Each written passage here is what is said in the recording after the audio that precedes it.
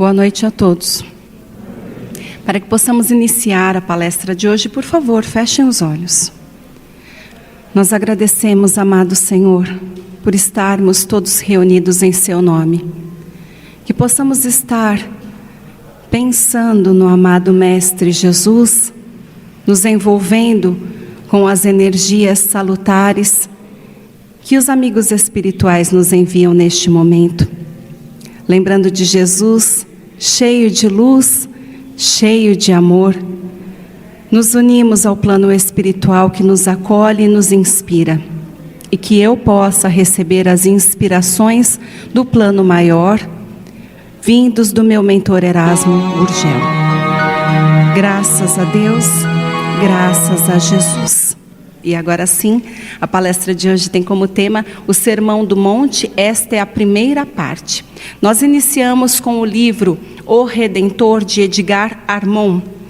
E este escritor nos informa que, próximo à cidade de Cafarnaum, existia um monte chamado Currum-Hatim, com uma vasta plataforma que podia conter centenas de pessoas e tinha aproximadamente 50 metros de altura. Quando as pessoas souberam que Jesus pregaria neste local, começaram a se dirigir para lá, pessoas que vinham daquela cidade, mas também das cidades vizinhas, e aos poucos formou-se uma grande assistência. Lá também estavam os escribas e os intérpretes da lei. Muitos iam para vigiar Jesus, para que ele caísse em falso e pudesse ser preso. Mas muitos outros admiravam o Mestre Jesus e queriam aprender com a sua doutrina consoladora. A maioria era gente necessitada, que precisava da assistência de Jesus. Queria então que ele os atendesse diante das suas dores e também de suas aflições físicas e morais. À medida que as pessoas iam chegando, elas iam se separando em grupos. Existia então os chamados chaverins, que eram pessoas da alta sociedade, ficavam de um lado. Outros eram homens do povo chamados amharetes, ficavam em outro lado, e vários doentes ficavam ao lado. Quando Jesus chega acompanhado dos seus discípulos, ele coloca o talit e começa a fazer a sua pregação. Este sermão, ele contém um código moral de alto significado espiritualizante. É nesta hora que Jesus contradiz ser um Messias político. Lembrando que com este sermão, Jesus traz o sistema fundamental de sua doutrina, que seria posteriormente chamado cristianismo. Então Jesus, contradizendo ser um Messias político, ele diz: o meu reino não é deste mundo. Eu disse que este sermão, então, hoje será abordada a primeira parte dele, que pode ser analisado no Evangelho de Mateus, capítulo 5, versículos de 1 a 12, mas também no livro de Lucas, capítulo 6, versículos de 17 até 49. Nós podemos estudar, e esta palestra foi constituída dos livros O Evangelho dos Humildes, de Eliseu Rigonati, O Sermão da Montanha, de Rodolfo Caligares, e também os 4 Sermões de Jesus, que é de Paulo Alves Godoy. Então, nós iniciamos: bem-aventurados os pobres de espírito, porque deles é o reino dos céus. Jesus, então, está falando para nós da humildade espiritual. Segundo ele, é a primeira virtude que devemos nos esforçar para adquirirmos, porque ela traz para nós o merecimento da glória das almas que são redimidas. Humildade é a justa medida que faz de si mesmo. Portanto, aquele que é humilde, que compreende as suas limitações, falhas e imperfeições, ele compreende que é carente espiritualmente. Ele se esforça para adquirir tudo o que lhe falta para alcançar o seu progresso espiritual. levando em consideração que a felicidade futura será adquirida por nós, sim, mas vai depender do conceito que fazemos de nós mesmos. Bem-aventurados os que choram, porque serão consolados. E nesta situação, Jesus fala de todos aqueles que padecem no mundo, todos aqueles que sofrem no mundo. O sofrimento que estará relacionado com as infrações da lei, infrações que nós cometemos nesta vida ou em outras, infrações que cometemos por ignorância, porque não sabemos o que estamos fazendo, ou mesmo por rebeldia, por imprudência. Todas as vezes que eu pratico o mal para mim ou para os meus semelhantes, eu realizo uma infração da lei divina, gera uma falta. Consequentemente, isto vai trazer prejuízos para mim. É onde eu vivencio o sofrimento nesta vida ou na próxima. Mas um destes escritores que citei inicialmente, ele diz que o sofrimento suportado com paciência e resignação, ele lava a nossa consciência, ele faz purificar o nosso espírito e é ele que traz as consolações para nós na vida futura. Bem-aventurados os mansos, porque serão consolados. E aí nós falamos que os mansos, ora, nós estamos vivenciando no planeta Terra violências de todos os tipos. Nós percebemos o quanto as pessoas praticam violência e quanto tudo isso nos agride. A partir do momento que as pessoas, elas se ajustam com a lei e se dão conta de como nós devemos viver em fraternidade, esta violência será banida do planeta Terra. Portanto, à medida que os homens se esclarecem com a fraternidade universal, estes atos violentos vão desaparecendo. Atos que fazem com que nações atropelem outras nações, com que indivíduos agridam outros indivíduos. Nós compreendemos que à medida que as pessoas se esclarecem e avançam no progresso, isso tudo será eliminado do planeta Terra. E os rebeldes, se eles não se submeterem à lei divina, eles serão enviados para mundos inferiores. Muitos escritores dizem que isso vai acontecer a partir do 3º milênio, quando o mundo passa de provas e expiações para mundo de regeneração. Então, é desta forma que para os mansos, bem-aventurados os mansos, porque herdarão a terra, me lembra Erasmo. Então, desta forma, os mansos conseguirão herdar a terra, porque todos aqueles que são rebeldes serão banidos do planeta. Bem-aventurados os que têm fome e sede de justiça. Bem-aventurados os que têm fome e sede de justiça. E nós pensamos, quantas injustiças estamos vendo no planeta, quantos crimes que ficam impunes. Mas Jesus nos diz que todos aqueles que cometem injustiça na terra e que agridem os seus semelhantes, eles também estão infringindo a lei divina. E quando eles fazem isso, eles, através da lei do retorno, vão trazer para si esta necessidade de se reajustarem com a lei. Portanto, toda falta precisa ser reparada. Através de suor e lágrimas, eles passam pelo devido reajuste. Nós vamos nos lembrar que todos aqueles que passam por injustiças na terra, eles serão consolados na vida espiritual. Portanto, Deus não vai desamparar nenhuma das criaturas. Se a justiça dos homens é falha, a justiça divina é perfeita. Bem-aventurados os misericordiosos, porque alcançarão misericórdia. Aquele que é misericordioso, ele sabe se compadecer das misérias alheias. Existem as misérias que são materiais, como abandono, fome, nudez, enfermidade, mas também existem as misérias espirituais que estão relacionadas com as imperfeições humanas. Então, aquele que é misericordioso, ele consegue apiedar-se de todos os sofrimentos alheios. Ele consegue socorrer com solicitude, contribuindo da melhor forma que puder. Pode ser através de palavras de conforto ou de encorajamento. Pode ser, sim, através de preces ou então de vibrações que nós fazemos à distância para encarnados e para desencarnados. Mas inúmeras vezes é quando você suporta cristamente os defeitos daquele que está te rodeando. É quando você releva os agravos que alguém faz contra você. É quando você renuncia a qualquer ato de vingança.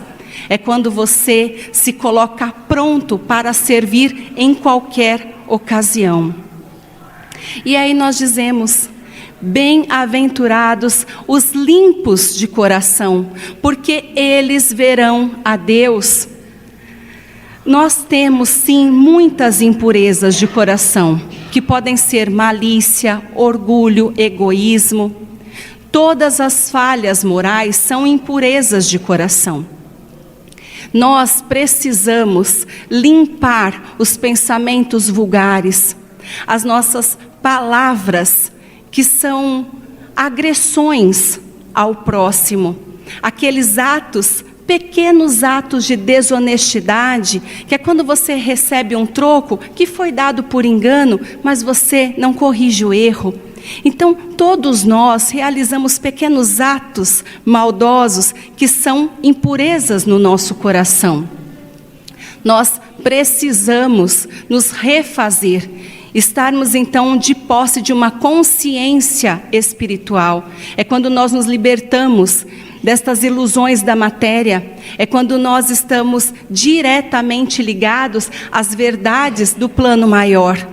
É quando nós conseguimos refinar os nossos atos, as nossas maneiras de atuar na sociedade, mesmo através de pensamentos e palavras, e é somente desta forma que nós conseguiremos estar apropriados para comparecer à presença de Deus.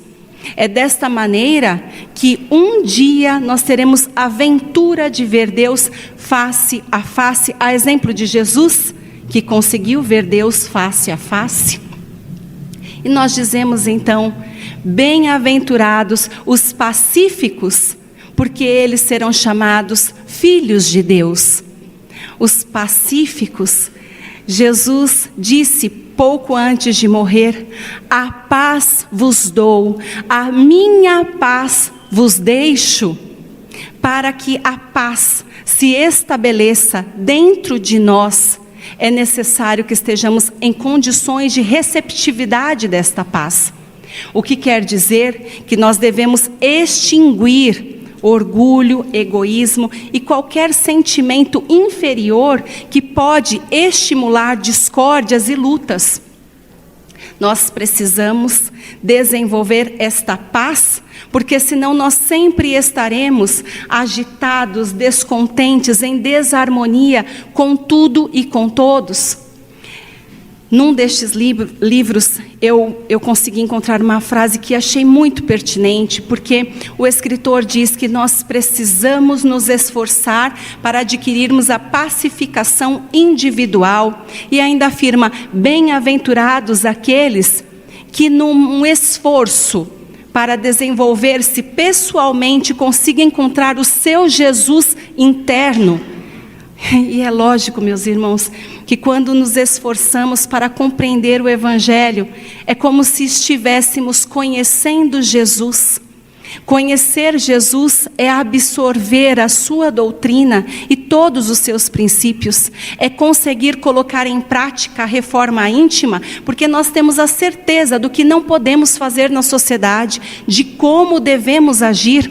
E desta maneira, pouco a pouco, iremos nos transformando a exemplo do Mestre, até encontrarmos Jesus dentro de nós, que é o reino dos céus. É o próprio Jesus habitando em nós, a exemplo de Paulo de Tarso.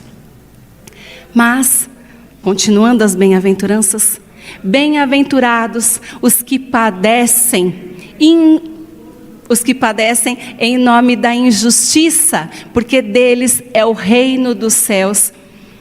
Sempre existiram idealistas que tentaram trazer o progresso ao mundo e que foram perseguidos por seus opositores. Jesus, ele previu tudo o que iria acontecer e disse aos seus discípulos que eles poderiam sofrer injustiças, injúrias, calúnias e perseguições. Jesus afirmou tudo isso e nós vamos dizer que com o decorrer do tempo, estas pessoas que desejam fazer o mundo prosseguir foram perseguidos, mas não são as mesmas perseguições da época de Jesus, dos seus discípulos, de Paulo. Não, lembremos, Erasmo está dizendo, Estevão que foi apedrejado. Não, hoje em dia existe uma perseguição delicada, uma perseguição que é minuciosa, mas é educada, que pode acontecer até nos meios sociais, é com maledicência, é com delicadeza que as calúnias se apresentam. Então, a perseguição modificou, mas um destes escritores diz, a animosidade continua presente, mas quando a pessoa tem a certeza de que o seu compromisso, o seu dever, ele foi bem executado, nasce dentro dele a paz e a alegria espiritual que constituem o reino de Deus. Então nós devemos fazer o que achamos correto pelo bem daqueles que nos cercam. Bem-aventurados são quando te injuriarem e te perseguirem, disserem todo o mal contra vocês por minha causa. Então, novamente, muitos e muitos tentaram trazer mais paz nas trevas deste mundo e foram perseguidos. E muitos deles sofreram pagando com a própria vida, porque tentaram estabelecer e confirmar tudo aquilo que era correto, tudo aquilo que era aplicável, que estava relacionado com seus princípios moralizadores. Mas aí Jesus disse, é folgar e exultar, porque para Deus, aos olhos de Deus, mais vale ser ofendido do que ofender. Sofrer agravos em nome de Jesus é uma honra e mesmo uma glória. E com certeza, todos os golpes, todos os agravos terão a sua recompensa. Lucas, no Evangelho, capítulo 6, versículos de 17 a 49, ele vem confirmar tudo o que Mateus traz com as bem-aventuranças. Ele também mostra que Jesus lamenta a conduta daqueles que não querem seguir essas bem-aventuranças e traz a conduta que nós devemos ter. Então, no Evangelho de Lucas, capítulo 6, versículos 27 e 28, amem os seus inimigos, orem por aqueles que te perseguem e caluniam. E Jesus traz para nós este modelo de amor, e é com isso que nós trazemos a reflexão de hoje. Jesus traz para nós o Sermão do Monte e todas essas bem-aventuranças que são aplicadas nos dias de hoje. Trazem informações pertinentes de tudo que nos envolve, de tudo que está acontecendo, inclusive das modificações que teremos no planeta Terra. E de qual seria a melhor postura para o cristão. O que nós deveríamos fazer para segui-lo e para alcançar este consolo, esta felicidade na vida futura, que pode ser realmente enquanto encarnados ou no plano espiritual. Mas aí Erasmo questiona, meus irmãos, será que nós já iniciamos esta consciência espiritual que nos revela a importância de realizarmos a reforma íntima? De sermos pacíficos, mansos, cordiais, consoladores, de que cada um de nós deve estabelecer este laço forte de fraternidade para alcançarmos estas bem-aventuranças que a espiritualidade nos entrega. Será que nós não estamos tão vinculados aos desesperos do plano material, as ilusões, as necessidades do plano material, nos esquecendo desta espiritualidade que nos envolve o tempo todo? Quais são os nossos objetivos? Erasmo diz que se nós perguntássemos de um a um quais são os seus objetivos, provavelmente a maioria falaria de objetivos materiais. Raros diriam: o meu objetivo é a minha reforma, é melhorar, é avançar como uma pessoa de bem, é promover para os meus familiares esta educação moralizadora que pode conduzi-los nesta terra. Então Erasmo fala que nós precisamos ter a certeza de que os nossos objetivos enquanto cristãos, enquanto conscientes de que o plano espiritual existe e de que a imortalidade existe, é que os nossos objetivos sejam sim o nosso progresso espiritual, moral, intelectual, muito mais do que as conquistas materiais que nos fascinam. Com toda certeza, amanhã o expositor trará a segunda parte do Sermão da Montanha, Sermão do Monte, e falará, entre alguns tópicos, sobre o sal da terra, a luz do mundo, a lei nova comparada à lei antiga, entre outras coisas. Para que possamos finalizar a palestra de hoje, por favor, fechem os olhos. Nós agradecemos, amado Senhor, pelo Evangelho que o Mestre nos deixou, a partir dos seus feitos, a partir da sua conduta irrepreensível. Ó Senhor, que possamos despertar para esta conduta que o Mestre nos pediu para ter, que possamos despertar para estes amigos espirituais que nos solicitam andar no caminho reto, e nós só desejamos, Pai, esta condição de poder servir e nos educarmos dia após dia. Nós pedimos paz para seguir neste mundo. Graças a Deus, graças a Jesus, eu agradeço ao mentor por mais este trabalho.